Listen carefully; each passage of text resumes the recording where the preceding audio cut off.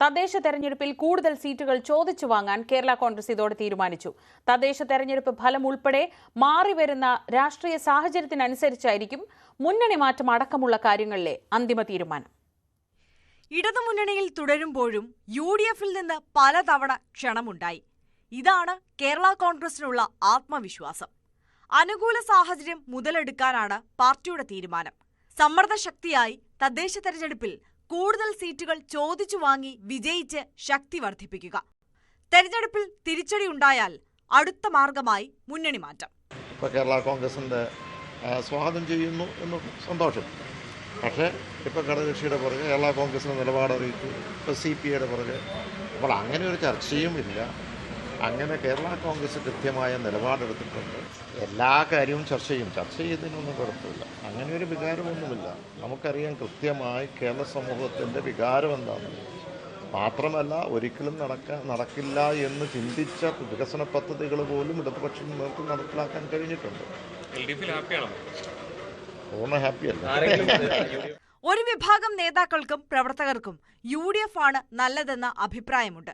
പാല ഉൾപ്പെടെയുള്ള മണ്ഡലങ്ങളിൽ വിജയിച്ചു കയറാനും ഇത് ഗുണമാണെന്ന് കരുതുന്നു. പക്ഷേ അപ്പോഴും കൂടുതൽ മന്ത്രിസ്ഥാനമടക്കം കിട്ടുമോ എന്നത് ആശങ്കയാണ്. നിലമ്പൂർ ഉപതെരഞ്ഞെടുപ്പ് ഫലം കൊണ്ട് മാത്രം സംസ്ഥാനത്ത് ഭരണവിരുദ്ധ വികാരമുണ്ടെന്ന് മാണി വിഭാഗം കരുതുന്നില്ല. ഭരണമാറ്റം ഉണ്ടെന്ന് ഉറപ്പായാൽ മുന്നണി മാറ്റത്തിന് വേഗത കൂടും. ന്യൂസ് 18 കോട്ടയം. കേരള കോൺഗ്രസ് പാർട്ടികളുടെ ലയനം നിലവിൽ അജണ്ടയിലില്ലെന്ന് മോൻസ് ജോസഫ്. മുന്നണി വിപുലീകരണം ലക്ഷ്യമിടുന്നുണ്ട്. എങ്കിൽ ആർക്കെങ്കിലും വരണമെങ്കിൽ അവരാണ് ചർച്ച നടത്തേണ്ടതെന്നും കേരള കോൺഗ്രസ് എക്സിക്യൂട്ടീവ് ചെയർമാൻ മോൻസ് ജോസഫ് പറഞ്ഞു. കേരള കോൺഗ്രസിന്റെ ഏതെങ്കിലുമൊക്കെ തരത്തിലുള്ള മുന്നണി UDFിലേക്ക് ആരെങ്കിലുമൊക്കെ വരാൻ ആഗ്രഹിക്കുന്നുണ്ട്. അവരൊക്കെയാണ് വെളിപ്പെടുത്തേണ്ടത്. ഇപ്പോൾ അതിനൊന്നും സാധ്യതയില്ലെന്ന് അവർ തന്നെ പറയുന്ന സാഹചര്യത്തിൽ ഞങ്ങളായിട്ട് അതേക്കുറിച്ച് ഒരു പ്രത്യേക പ്രതികരണ അഭിപ്രായമോ യാതൊരു പ്രശ്നവും